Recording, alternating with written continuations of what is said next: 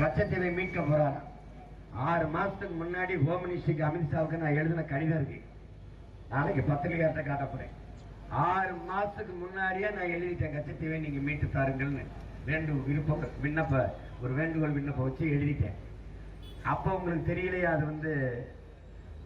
அது கச்சத்தீவு, ஐயோ கச்சத்தீவை மீட்கணும்னு.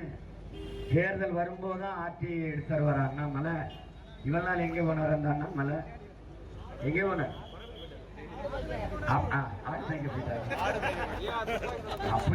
அப்படியே அவர் தமிழீழத்திற்கு ஒரு ஆட்சியை போட்டார்னா, இலங்கைக்கு கொடுத்த கச்சத்தீவை திருப்பி எடுக்கிற வலு இருக்கிற நீங்க, அதிகாரம் இருக்கிற நீங்க, இலங்கையை 2ஆ பிரிச்சு தமிழீழத்தை எங்களுக்கு பெற்றுத்தர முடியாதா?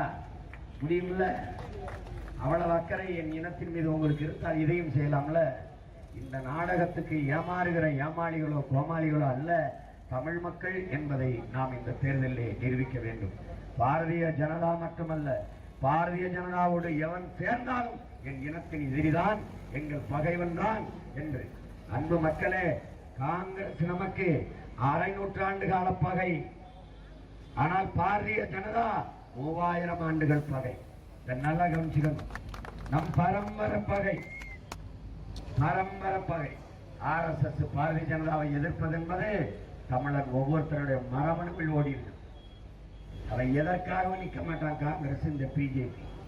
இந்த வார் விச செடியை உன் நிலத்தில் முளைக்க விட்டுறாத. அவன் நம் நிலத்தை நஞ்சாக்குற பாட்டினிய செடி, சீம கருவேல மரம், அதையாவது வெட்டி அடுப்பறிக்கலாம். இவங்களை எதையும் செய்ய முடியாது.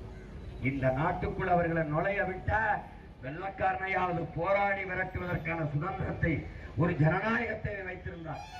நம்முடைய தலைவர் மேதகவி பிரபாகரன் அவர்கள் கூறுகிற போது, வெள்ளைக்காரர்கள் நம்மளை அடிமைப்படுத்தி ஆண்டார்கள், ஆனால் அவர்களை எதிர்த்து போராடுகிற ஒரு ஜனநாயகத்தையாவது வைத்திருந்தார்கள். அந்த உரிமையாவது நமக்கு தந்தார்கள்.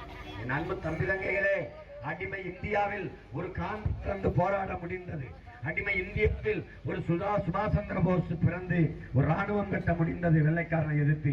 அடிமை இந்தியாவில் பகத்சிங்கும் ராஜகுருவும் சுகதேவும் போராட முடிந்தது. அடிமை இந்தியாவில் நம்ம பாட்டன் முப்பாட்டன்கள் தீரன் சின்னமலை, பூலித்தேவன், மருதுபாண்டியர், வெள்ளையத்தேவன், அழகுமுத்துக்கோன், சுந்தரலிங்கனார், வன்னிக்காலடி, எத்தனையோ பேர் நம்ம போராட முடிஞ்சது. பெரும்பிடுகு இப்பண்டார வன்னியன், நம்ம முன்னோர்கள் பாட்டனார்கள் எத்தனையோ பேர் போராட முடிஞ்சது. ஆனால் விடுதலை பெற்ற இந்தியாவில் சுதந்திரம் போராட்டம் என்கிற எண்ணம் இருந்தால் நீ கருவிலே கலைத்து அழிக்கப்படுவாய் என்பதை புரிந்து கொள். இவர்கள் வெள்ளைக்காரனை விட பேராபத்தானவர்கள். உரிமையை பறிப்பார்கள். அது என் உரிமை, திரும்ப கொடு என்று போராடினால் தேச துரோகி என்ற பட்டத்தை கட்டி நம்மளை அடக்கி ஒடுக்கி அழிப்பார்கள். இது நடந்திருக்கிறது, நடந்து கொண்டும் இருக்கிறது. இவர்கள் அந்த போராடுவதற்கான உரிமையும் தரமாட்டார்கள். உங்களுக்கு சொல்லுகிறேன், இதையெல்லாம் மனசில் வைத்துக் கொள்ளுங்கள். எவ்வாறுங்கள் அதிகாரம் என்பது, அரசு என்பது, அதிகாரம் என்பது அரக்க குணமும் இரக்கமற்ற மனமும் கொண்டது. அதற்கு கண்கள் இருக்குது, கண்ணீர் இல்லை. அதற்கு காதுகளே கிடையாது. நீங்க எவ்வளவு கத்தினாலும் அது காதில் விடாது. நீள கால்கள், அகன்ற வாய், நீள கால்கள். இதுதான் ஆட்சியாளர்களுக்கு உண்டு, அதிகாரத்திற்கு உண்டு.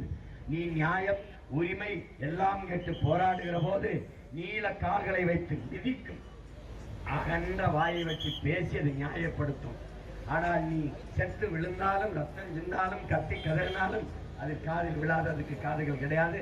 கண்ணீர் இருக்கும், அதையெல்லாம் நல்லா பார்க்கும். கண் இருக்கும், கண்ணீர் வராது. இதனால்தான் அரக்க குணமும் இரக்கமற்ற மனமும் கொண்டது அதிகாரம். இந்த அதிகாரத்தை தகர்த்து இரக்கம் கொண்ட மனம் படைத்த ஒரு அரசை நிறுவ வேண்டும் என்றால் உனக்கு வழியே கிடையாது. நாம் தமிழர் கட்சிக்கு மைக்கு சின்னத்தில் வாக்கு செலுத்துவதை தவிர உனக்கு ஒரு மன்னர் விஜயநகர பேரரசு காலத்துல விஸ்வநாத நாயக்கர்ங்கிற பேரரசர் நமது பாட்டன்கள் பூலித்தேவன், அழகுமுத்துக்கோன், கட்டபொம்மன் இவர்களையெல்லாம் பாளைய மன்னர்களா குறுமன்னர்களாக்கி ஆள வச்சது போல இந்த இவர் இருக்காரு பாருங்க, இந்த ஸ்டாலின் அவர் பேரரசர். குறுமன்னர்கள் யாருன்னா KKSR ஒரு குறுமன்னர், நேரு ஐயா ஒரு குறுமன்னர். இந்த ஒவ்வொருத்தரும் அவர் வருவார், அப்புறம் அவர் மகன் வருவார், அப்புறம் அவர் வருவார், அவர் மகன் வருவார். வழி வெளியே பட்டம் சுட்டி ஆழ்வார்கள். நாம் என்ன பண்றது? நடுத்தர் நின்று கத்திக்கிட்டு செத்து போக வேண்டியதான். என்னை கேட்டா வருதான், என்ன சீமா நீ முதலமைச்சராக இருக்கா கட்சி ஆரம்பிச்சிருக்க? இல்லைங்க, நான் முச்சந்தில் நின்று கத்திக்கிட்டே சாகத்துக்கு தாங்க கட்சி ஆரம்பிச்சிருக்கேன் என்று கூட நான் சொன்னேன். தமிழர்கள் இந்த நாட்டை ஆளுவதற்கான எண்ணமே வந்துவிடக்கூடாது என்று இவர்கள் நம்மளை எண்ணி கருதி வீழ்த்துவார்கள். இதை புரிந்து கொண்டு அறிவார்ந்த தமிழ் சமூக தம்பிதங்கைகள், என் அன்பு சொந்தங்கள், இந்த தேர்தலில் நாம் தமிழர் கட்சிக்கு வாக்கு செலுத்த வேண்டும்.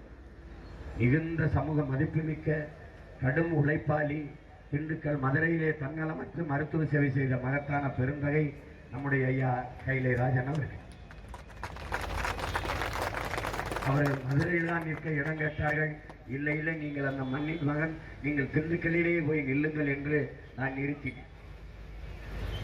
ஆரம்பத்தில் அவர்கள் பாரதிய ஜனதாவுக்கு ஆதரவாக அந்த கருத்தியலோடு நின்றவர்கள்.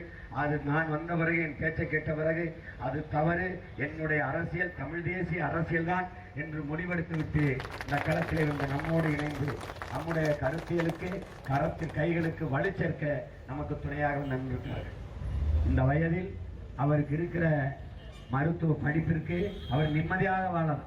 ஆனால் எல்லாவற்றையும் விட்டு விட்டு வெயிலில் நின்று நம்மோடு வேர்க்க விறுவிறுக்க நடந்து வாக்கு சேகரிக்க வேண்டிய தேவை கிடையாது.